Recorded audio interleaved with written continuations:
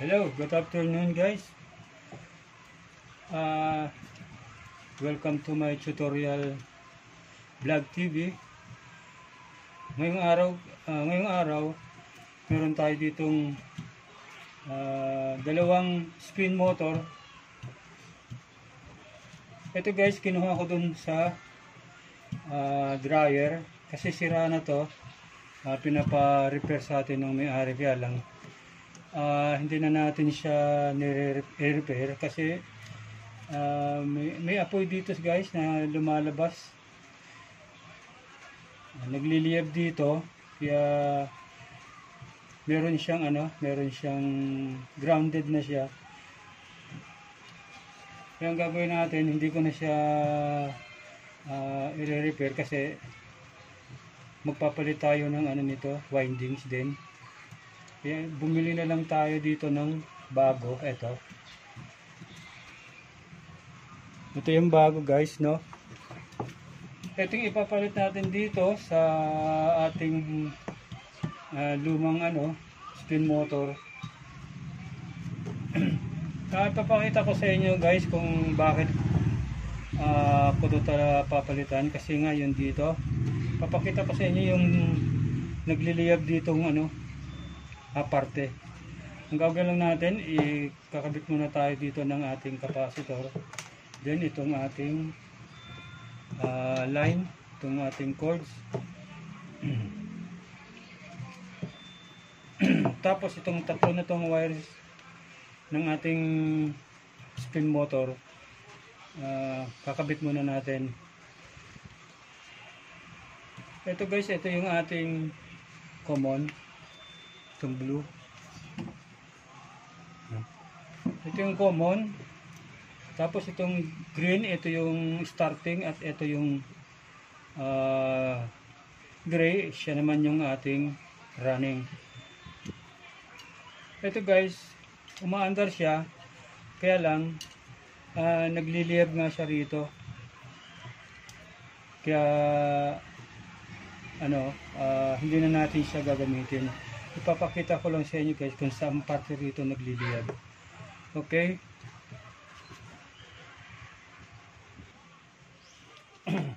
Ayan guys, naikabit ko na siya sa capacitor niya, saka dito sa kanyang cords. Hindi ko na pinakita kasi dito na lang natin sa bago ko ipapaliwanag at ituturo kung alin dito yung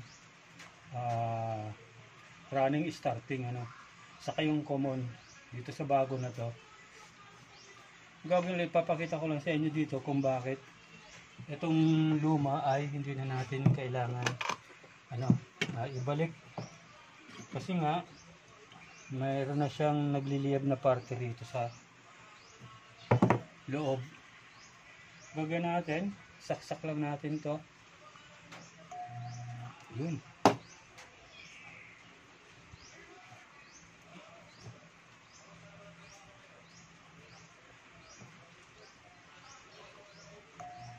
Ayan guys, nakita nyo ba yun? Yung kumikislap na yun. Ayan.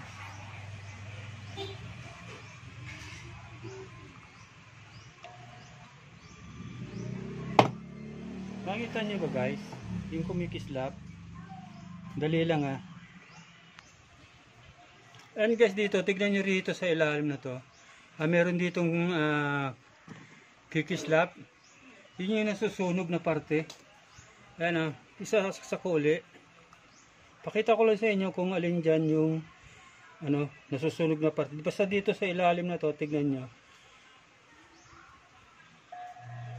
Ayan ayun, nakita nyo guys yung kumikislap na yun. Yun yung dahilan kung bakit hindi na natin to pwedeng gamitin. Kasi magkukos lang to ng sunog kung sakaling gamitin pa natin to. Ang ginawa ko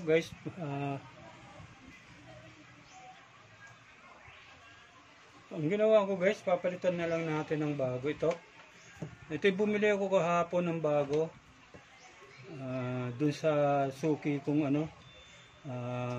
bilihan ng mga pyesa. Ang bili ko nito guys is 780.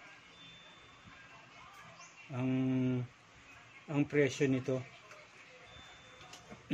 Ngayon, dito ituturo ko sa inyo yung ating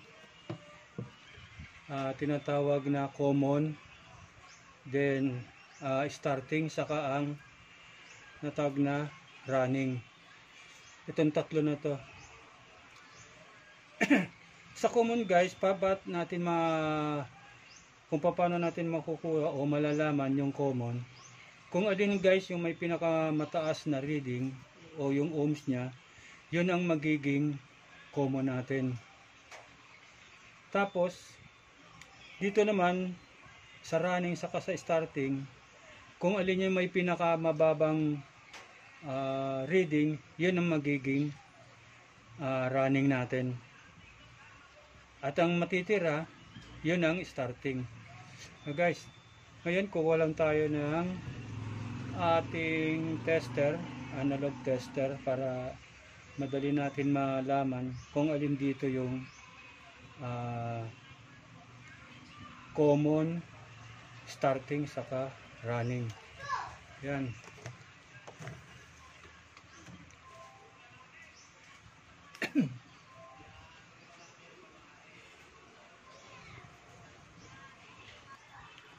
And guys, dito hanapin na natin yung common, starting, saka running.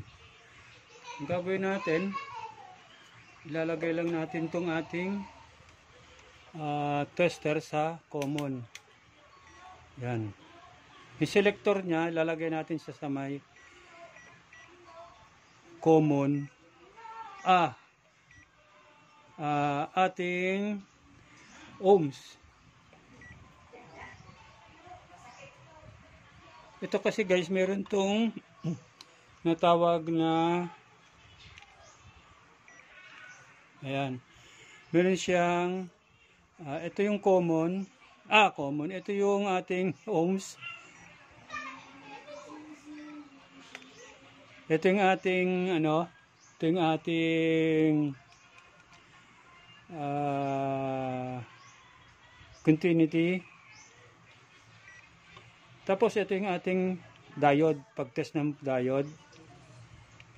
Then ito yung ating pag-test ng ating capacitor, itong UF. Iseset natin sa ohms, yan. Ito yung ohms guys, yan. Diyan malalaman natin kung alin dito yung common, starting, saka running. Ang gagawin natin, itong test rod, ilagay lang natin muna dito sa blue. Ito sa kulay blue. Yan. Steady natin siya dyan. Tapos ilalagay natin ito munang isang dulo ng test rod dito sa green. Ayan.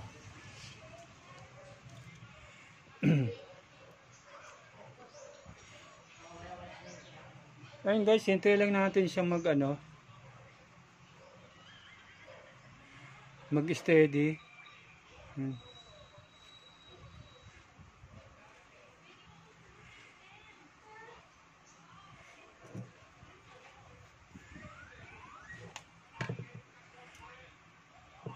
Ayun guys. Meron siyang 130.5 ohms. 130.5 ohms. 130.5. Ngayon guys, tanggalin na natin dito sa green. Ilipat naman natin to sa gray. Itong test rod natin na isa, steady lang siya din sa kulay blue na wire. Lalagyan na natin tong isang dulo ng test rod uli sa kulay gray na wire. Yan. Ngayon, meron siyang na-reading guys na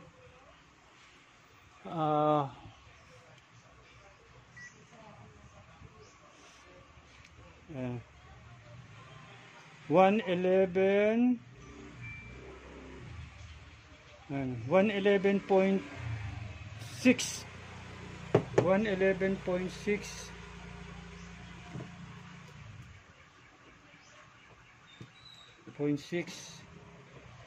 ohms, ano?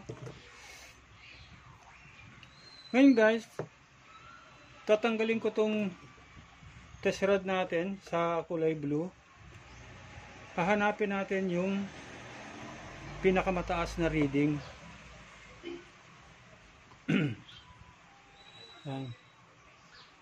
Tingnan natin yung pinakamataas na reading. Lagyan na natin sa green at gray. Yan.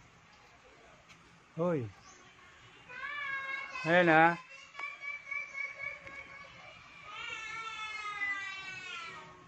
Ayun guys, nakita nyo. 242 yung kanyang reading. Ito guys na naiwan na naiwan na wire. Ito yung magiging common na. Kasi siya yung may pinakamataas na reading, 242. Ayan. Dito sa blue-green, 130 ohms. Tapos blue-gray, 111. Then, green to green, gray to green is 242. Yun. Yan yung ating reading. Yan yung pinakamataas na reading. Kaya, itong wire na to na naiwan, ito yung ating magiging common. No? Ngayon,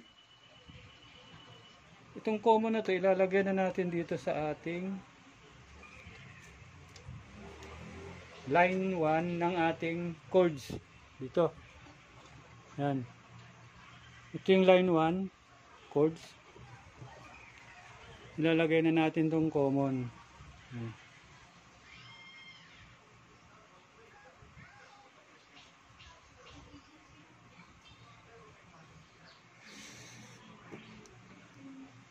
Nasa, no? Ngayon, dito hahanapin natin yung starting saka running.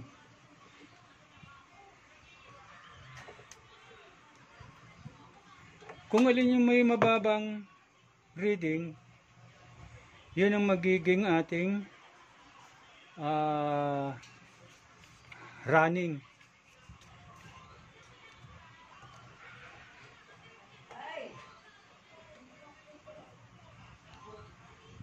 Ganyan uli natin, lagay uli natin dito sa blue. Yan. Tapos sa green.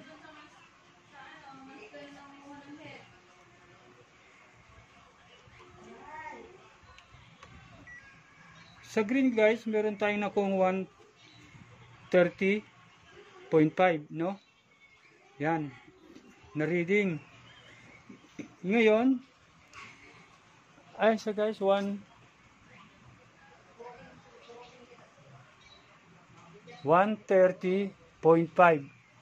No guys. Ngayon, tatanggalin natin tong green. Ikakabit naman natin tong isang test rod uli sa gray. Yan. Ayan, meron siyang nakuhang 111.6 na reading. So, sabi ko kanina guys, yung may mababang reading, yun ang ating magiging running. Ayan. Wow. Mali yata. Wait. Ayan guys, nakuha na natin yung ating running saka starting. Ang ating running ay itong kulay gray. Ito. Then yung ating starting itong kulay green. Yan. Ang gagawin natin dito, kuha tayo ng ating capacitor, Itong dalawa na to, wire ng ating capacitor, ilalagay na natin siya rito sa kulay green, yung isa. Itong isang ano ng capacitor, ilalagay natin dito sa green. Yan yung starting, no, yung green. Tapos itong kulay gray, ito yung ating running. Dito naman siya sa kabilang wirings ng ating capacitor. Ngayon guys, dahil ito guys, ito wala na tayo ditong ikakabit na iba, saka dito sa ating common line 1, ang ilalagay natin to, pagsasama natin dito itong ating kulay gray, ito ang line 2 na tinatawag, ilalagay natin siya dito sa ating starting, dito sa kulay gray, ano. Ito yung may mababang reading, diyan natin siya ilalagay yung ating line 2. Ayan. Yan, okay na siya, ano guys. Ito yung common, itong kulay blue. Then, itong green, ito yung ating starting. At saka itong ating kulay gray, ito ang ating running. Try muna natin guys na paikutin yung ating, no?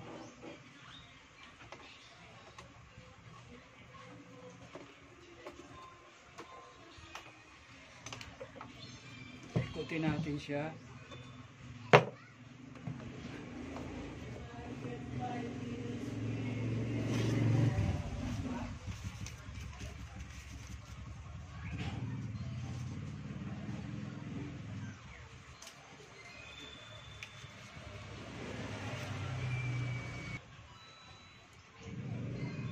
Ano guys, nakuha na natin to.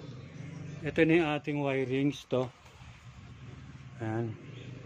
Ito yung ating kulay gray, kulay green, starting. Tapos,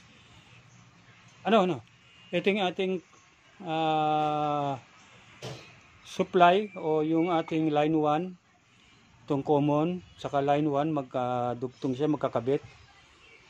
Tapos itong line 2, nakakabit ito sa sa running ng ating motor dito, itong kulay gray. Tapos yung isang wire ng ating capacitor, tapos itong line 2, magkakasama yan, tatlo sila. Tapos dito sa ating starting, dalawa lang sila guys, itong kulay green na galing dito sa ating motor. Tapos yung wire na galing sa ating capacitor. Ngayon test natin siya guys kung andar siya o iikot. Try natin. Ayan. Nakita nyo guys, umikot siya. Ito.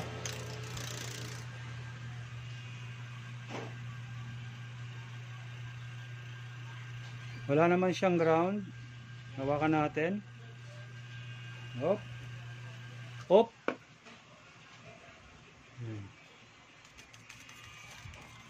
Isa pa, no? Ayan. Hop. Yun.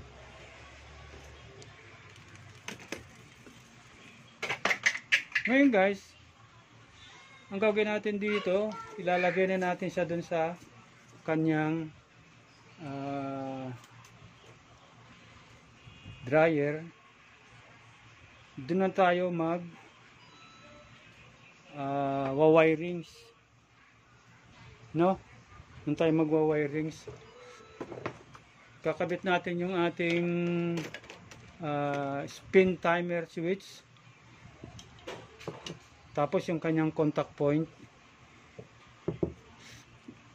Kakabit natin siya. Tanggalin muna natin tong luma. Ayan. Ito guys, hindi ko na ito tatanggalin. gagawin natin, ituturo ko na lang sa inyo mamaya, papaliwanag ko na lang ulit sa inyo kung saan natin ilalagay yung wire ng timer switch saka yung sa contact point. Ayun guys, naibalik na natin yung nabuo na natin itong kanyang kaha, itong ating dryer, ano. Binalik na natin siya. Ito na yung kanyang loob, andun na rin yung motor niya. Ngayon ang gagawin natin guys, hahanapin natin dito yung connection ng itong ating timer switch dito sa dalawang wire na to. Ang gagawin natin dito guys, i-color coding na lang natin to. Meron ditong kulay gray, switch lang naman to, dito natin ilalagay to sa kanyang, ito yung tinatawag natin kaninang running. Dito natin to ilalagay, itong pagkagaling dun sa timer switch, ilalagay natin to rito sa ating, ayan, kakabit natin to ganito. Ito yung galing sa timer switch. Ito naman yung ating starting.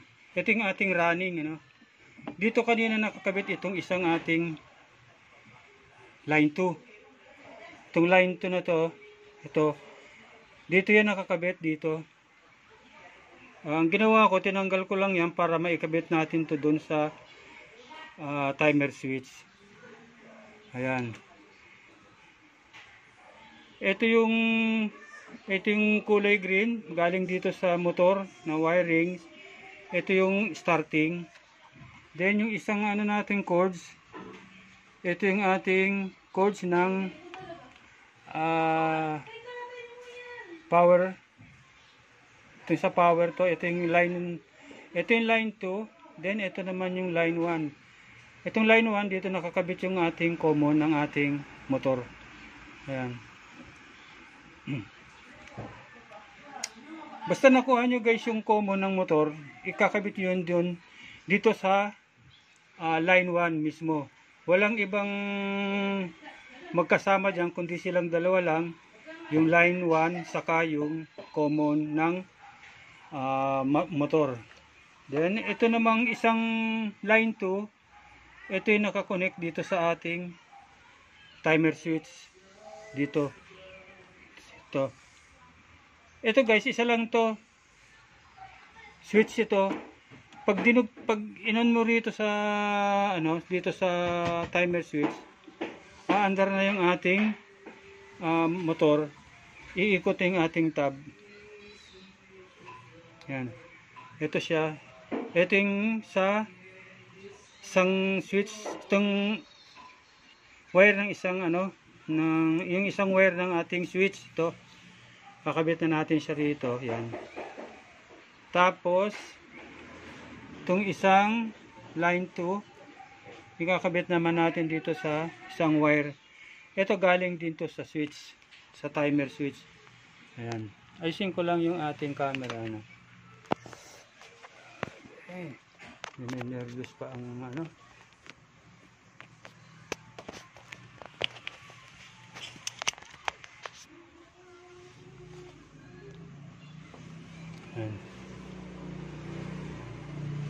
ito yung sinasabi ko kanina guys, ito galing to rito sa taas nito ng ating, ito yung ating timer switch. Ito dito yan nakakabit. Andito rin yung kanyang contact point sa loob.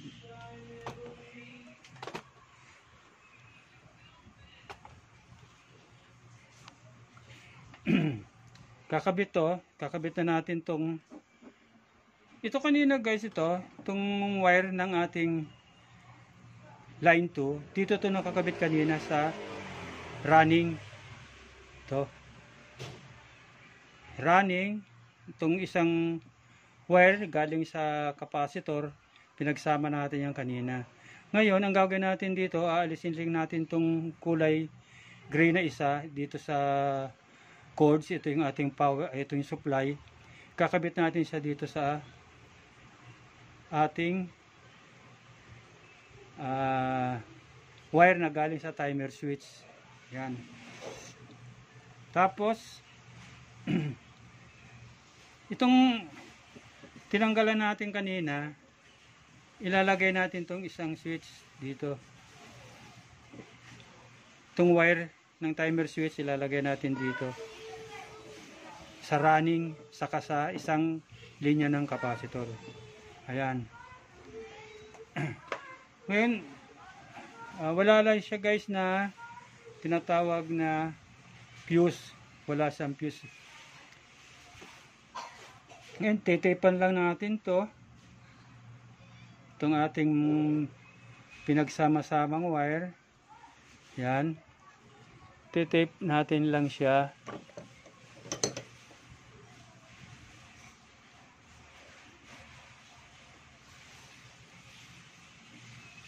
Ito guys, yung sa ating common, saka supply ng ating kuryente.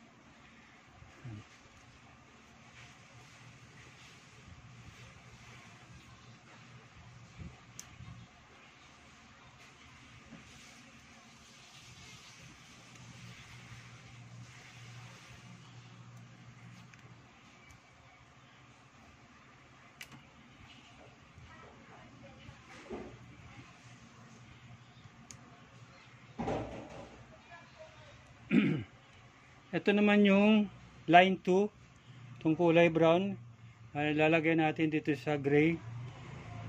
Ito rin yung galing sa taas sa timer switch. Sila yung magkasama.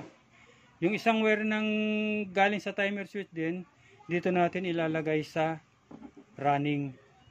Ito, yung kulay gray na galing dito sa ating motor. Ito. Tape natin siya.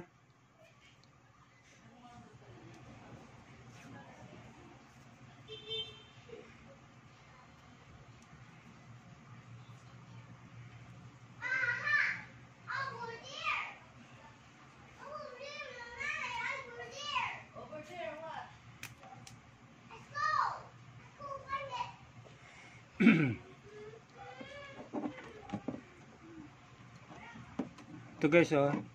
Ito yung capacitor. Ito yung dalawang wire niya. Yung isang wire ng capacitor na kakabit dito sa ating running. Saka dito sa ating timer switch.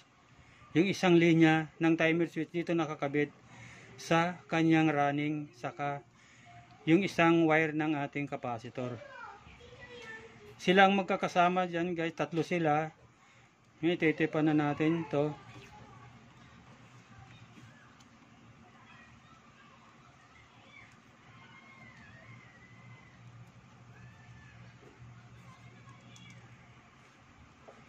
Mamaya guys, double check natin siya.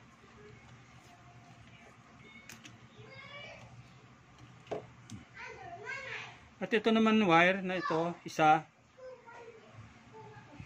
Ito naman yung galing sa ating wirings din ng ating motor. Itong kulay green. Ito yung ating starting. Silang dalawa lang yung magkasama sa linya na to. Sila lang dalawa. Parehas nito ating common. Dalawa lang silang wire na magkasama.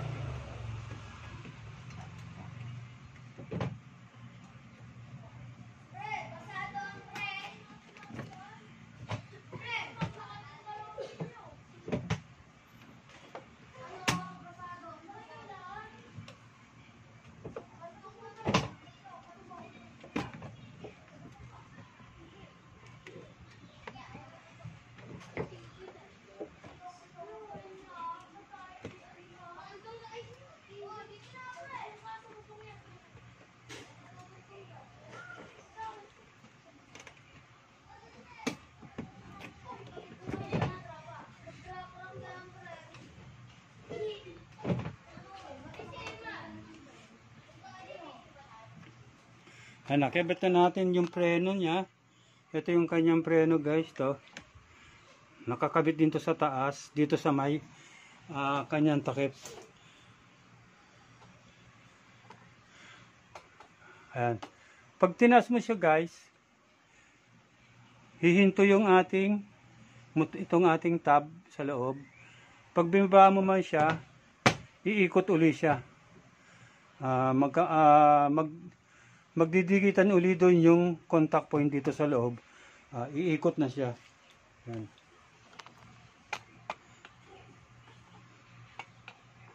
Pasensya na tayo guys, wala tayong tagahawak ng camera, kaya nahirapan tayong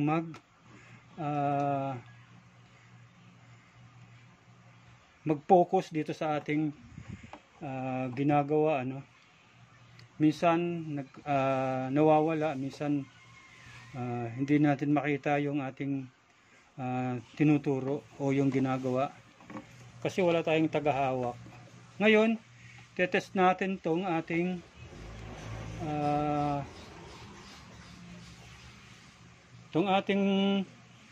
linya kung okay naman yung ating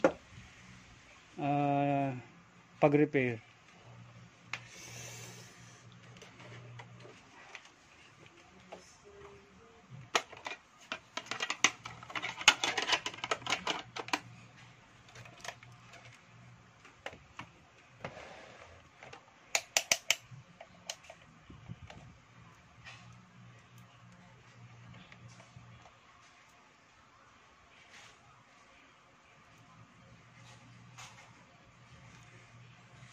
Ilagay lang natin to test rod natin dito sa ating terminal ng ating switch, no?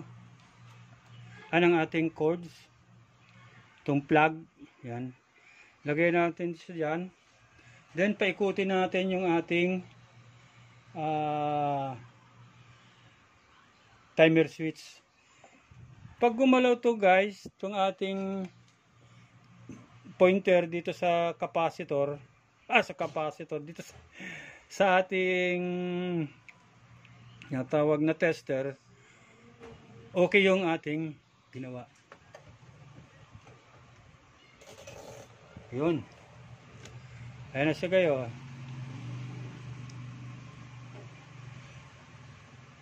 Pag nag-switch off na ron guys, bababa na rin siya. Hintayin natin mag-off yung ating timer para malaman natin kung magsi-switch off talaga siya.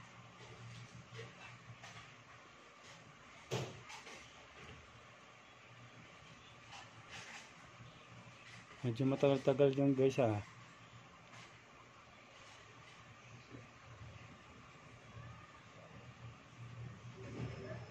Ayan.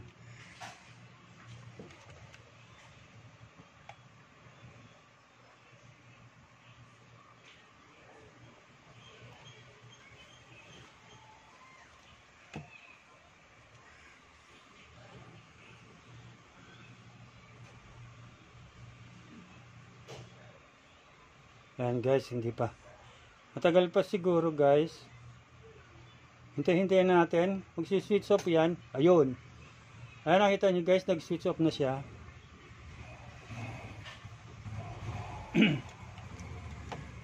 Ngayon, ang gagawin naman natin ay isasaksak na natin siya sa outlet. Ito. Saksak natin to sa outlet. Tapos titignan natin kung iikot yung ating ayan.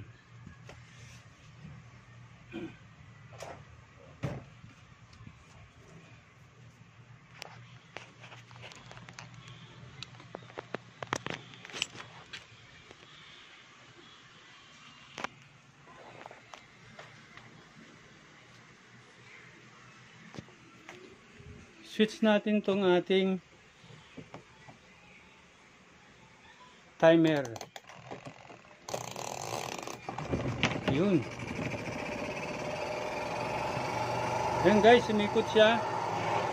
Hop, minto. Ikot. Ayan o.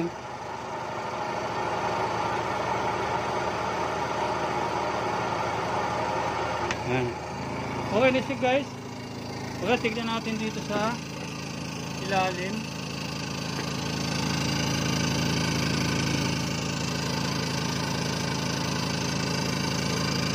Ayan o.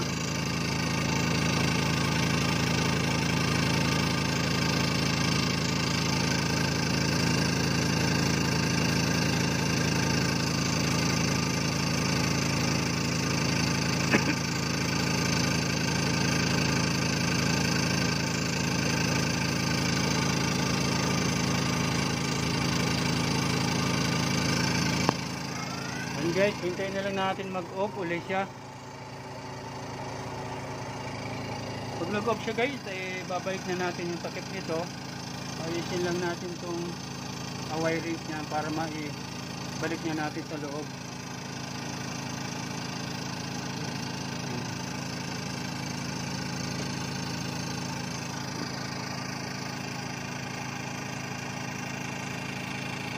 Ayan guys, ito na yung ating finished product.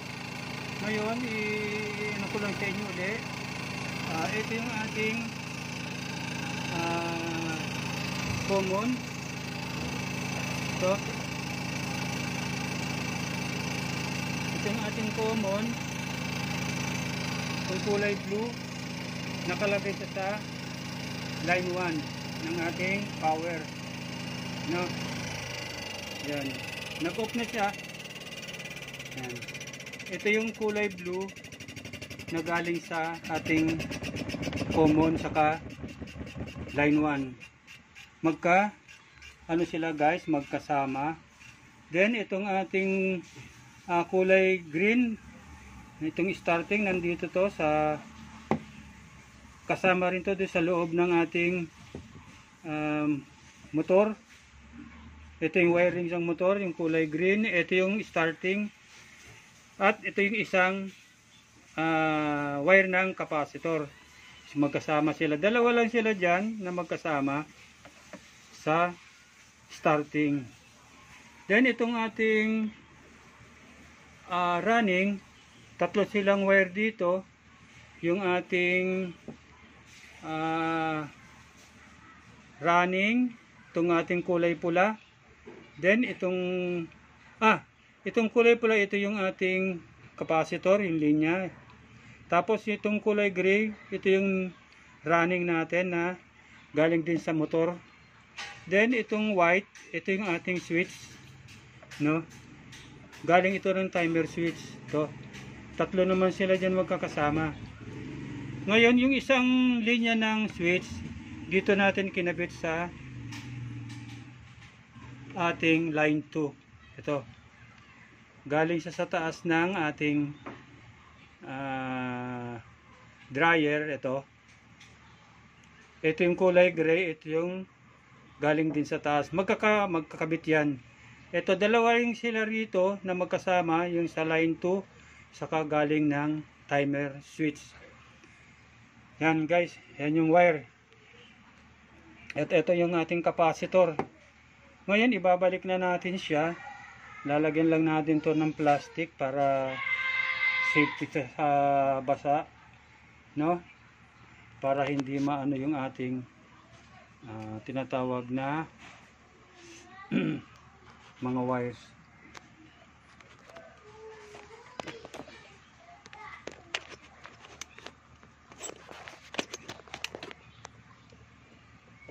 Yan. Ngayon, lalagyan natin siya ng plastic